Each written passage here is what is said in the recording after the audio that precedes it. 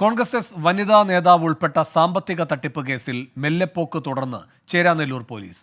മുൻകൂർ ജാമ്യാപേക്ഷ തള്ളിയിട്ടും എറണാകുളം ജില്ലാ വൈസ് പ്രസിഡന്റ് രമ്യ ഷിയാസിനെ പിടികൂടിയില്ല. വസ്ത്രവ്യാപാരശാലയുടെ പേരിൽ 40 പേരിൽ നിന്ന് 85 ലക്ഷം രൂപയാണ് തട്ടിയത്. എസ് ശ്യാംകുമാർ കൊച്ചിയിൽ നിന്ന് ചേരുന്നു കൂടുതൽ വിവരങ്ങളുമായി. ശ്യാംകുമാർ, എന്താണ് ഈ പോലീസ് മെല്ലെപ്പോക്കിന്റെ കാരണം?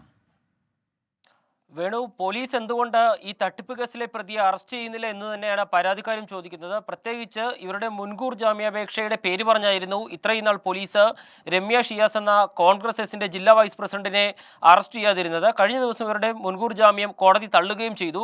പക്ഷേ എന്നിട്ടും പ്രതി എവിടെയുണ്ട് എന്ന് പോലീസിന് വളരെ കൃത്യമായി പരാതിക്കാർ പറഞ്ഞു നൽകിയിട്ടും അവരെ അറസ്റ്റ് ചെയ്യാതെ മുന്നോട്ട് കൊണ്ടുപോവുകയാണ് ചേരാനെല്ലൂർ പോലീസ്. ചേരാനെല്ലൂർ CIക്കെതിരായിട്ടാണ് ആരോപണങ്ങൾ ഉയരുന്നത്. മുതിർന്ന ഉദ്യോഗസ്ഥർ പലതവണ ആവശ്യപ്പെട്ടിട്ടും തട്ടിപ്പ് കേസിലെ പ്രതിയെ അറസ്റ്റ് ചെയ്യാതെ സംരക്ഷിക്കുന്നത് CI ആണെന്നുള്ള ഒരു ആരോപണവും ഉയരുന്നുണ്ട്. ഏതായാലും പരാതിക്കാർ ഇപ്പോൾ കോടതിയെ സമീപിക്കാൻ ഒരുങ്ങുകയാണ്.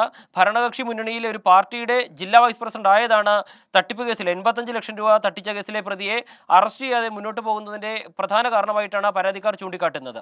എസ് ശ്യാംകുമാറാണ് കൊച്ചിയിൽ നിന്ന് വിവരങ്ങൾ നൽകിയത്.